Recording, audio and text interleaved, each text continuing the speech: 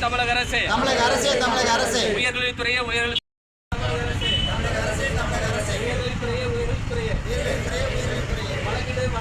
வழங்கிடு கௌரவரியால் 12 மாத ஊதியம் வழங்கிடு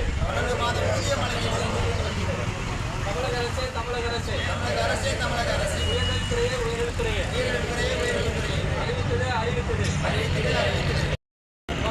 வழங்க வேண்டும் பணி நிரந்தரம் வழங்க வேண்டும்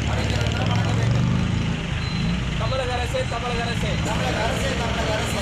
அமல்படுத்து பெண் கௌரவரியாளருக்கு மகப்பேறு விற்பனை வழங்கிட வேண்டும் தமிழக அரசே வழங்கிடு ஓய்வு கௌரவரியாளருக்கு பணிக்கொடை வழங்கிடு